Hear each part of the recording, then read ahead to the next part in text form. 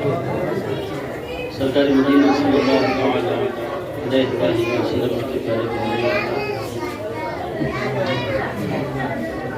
یہ ہماری مراد کی خوش نصیبی ہے کہ ہم جناب حضور پر نور شاہ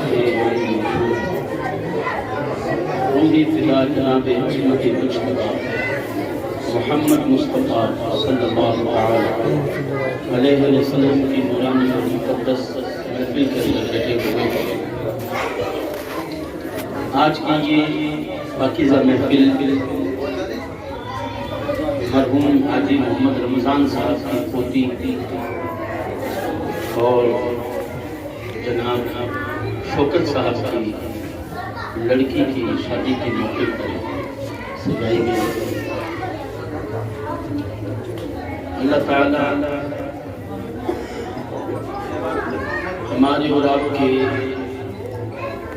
بیٹھنے سننے سنانے کو قبول فرمائے اور اس محفل کو اپنی بارگاہ میں شرف اور قبولیت عطا فرمائے۔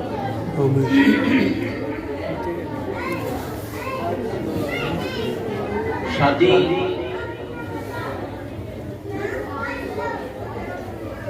مذہب اسلام کا وہ عظیم تحفہ ہے جسے حضور نے النکاح سنتی فرما کر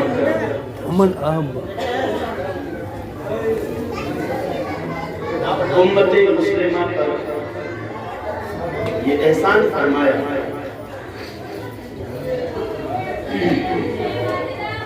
اور یہ بھی دھیان رکھیں کہ شادی حضور کی بھی سنت ہے نکاح اور کئی انبیاء کرام نے بھی سنت ہے اور یہ وہ باب برکت سنت ہے جس کے بارے میں کئی روایتیں احادیث مبارکہ میں موجود ہے۔ قرآن پاک میں بھی کئی جگہ پر اللہ تبارک و تعالی نے اس پاکیزہ چیز کا ذکر فرمایا۔ فَانْكِحُوا مَا طَابَ لَكُم مِّنَ النِّسَاءِ مَثْنَىٰ وَثُلَاثَ وَرُبَاعَ۔ اور احادیث مبارکہ میں فرمایا گیا کہ نکاح کے ذریعے سے ایک مسلمان کا آدھا ایمان محفوظ ہو جاتا ہے۔ اگر میں قرآن و حدیث کے حوالے سے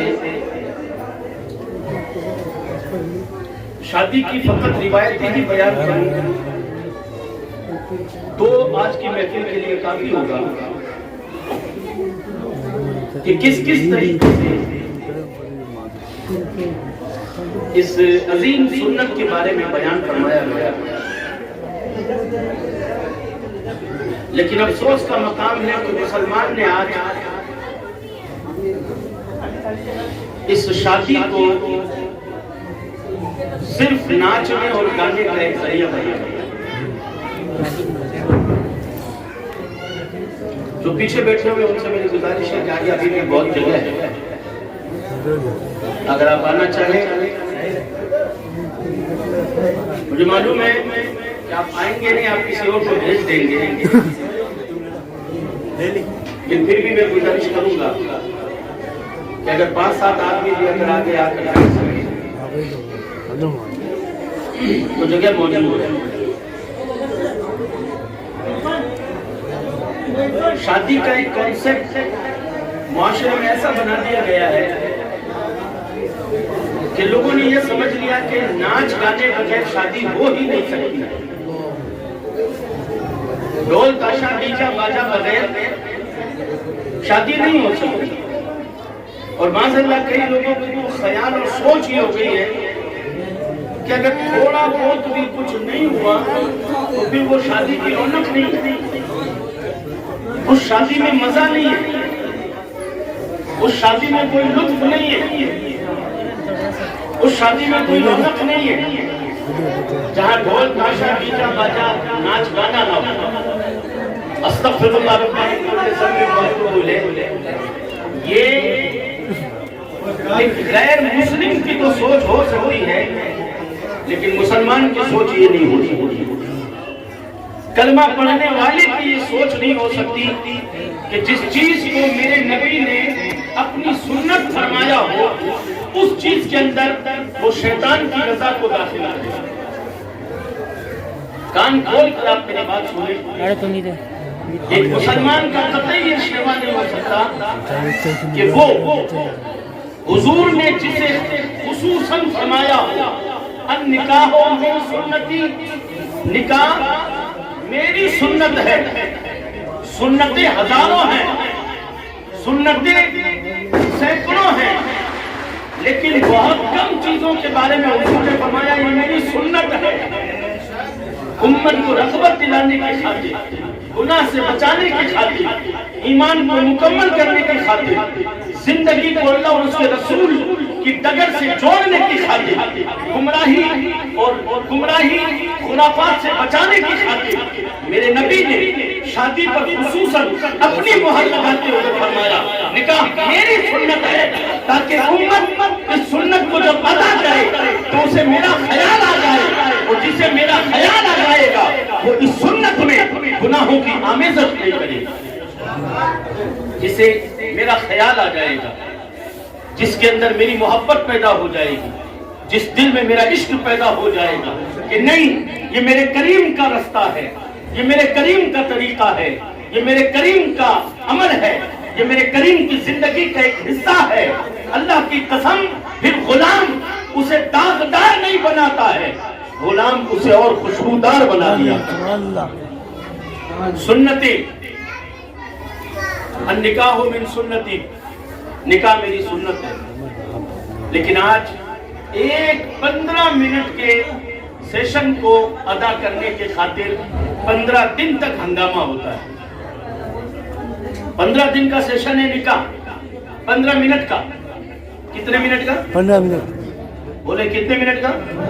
15 منٹ کا سیشن ہے. باقی سب تو آپ کے بنائی ہوئی چیزیں ہیں. اتنے دن پہلے بیاں مانگنا، پھر اس کے بعد میں سگائی کرنا، پھر اس کے بعد میں گانٹھیا کرنا، پھر اس کے بعد میں تیل پیٹھی کرنا، پھر اس کے بعد میں بان کرنا، پھر اس کے بعد میں پھول مالا کرنا، پھر اس کے بعد میں ہار وغیرہ کرنا. یہ تو ہمارے بنائے ہوئے ہیں. اسلام نے جو آپ کو دیا ہے وہ صرف 10-15 منٹ کا پروسیسر ہے جسے نکاح کہتے ہیں. کتنی دیر؟ دولہا آ گیا، دولہا آ کر بیٹھا، امام صاحب آئے، ہاں بھی 2 گواہ دے دو، 1 وکیل دے دو. نام لکھا، بچی سے اجازت لی، لڑکے کو ایجاب و قبول کروایا، دعا کی، یہ ہو گیا. اب اس 15 منٹ کے سیشن کی خاطر اتنا ہنگامہ ہوگا. کبھی آپ نے غور کیا کہ اس میں سے کون سی ایسی چیز ہے کہ جس کی وجہ سے نکاح نہیں ہو سکتا؟ کون سی ایسی چیز ہے جس کی وجہ سے نکاح نہیں ہو سکتا؟ صرف ایک ہی تو چیز ہے، نکاح. باقی آپ اگر کوئی رسم ادا نہ کریں تو نکاح ہو جائے گا، کوئی فرق نہیں پڑے گا.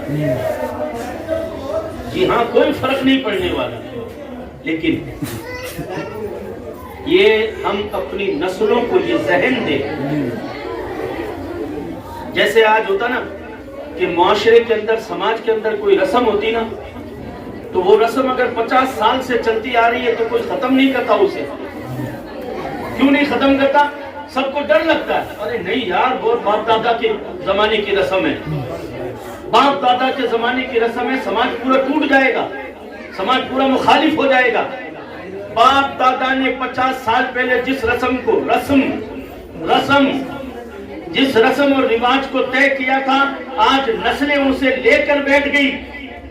تو میں تو اکثر جگہ کہتا ہوں کہ تم شادیوں کے اندر اتنی پاکیزگی پیدا کر دو کہ اس پاکیزگی کو تمہاری نسلیں قیامت تک لے کر بیٹھ گئی. سبحان اللہ. آنے والی نسلیں یہ ذہن، یہ شعور رکھیں کہ شادی ایک پاکیزہ چیز ہے، نکاح میرے نبی کی سنت ہے. बरकतें होती हैं, रहमतें होती हैं, क्या क्या फजीलतें बयान की गई। निकाह की महफिल में बैठना हुजूर मुफ्ती आजम राजस्थान की ज़बान से हमने सुना है। सरकार मुफ्ती आजम राजस्थान फरमाया करते हैं कि निकाह की महफिल में बिठाया करो रिश्तेदारों को, लोगों को। लेकिन यहाँ पूरे रस्ते नाचते आते हैं, लंबे लंबे भेंटे वाले पूरे रस्ते नाचते आएंगे, रुपया लुटाते आएंगे, बाराती बनकर आएंगे, और जैसे ही दूल्हा निकाह के स्टेज पर बैठेगा वो समझेंगे अपनी ड्यूटी पूरी। कोई थाली लेकर कोई इधर कोई इधर कोई इधर दोस्तों की मंडली में चला गया। अब साहब वो अरे बहुत सी चीजें चल रही है साहब, मैं क्या क्या बयान करूं।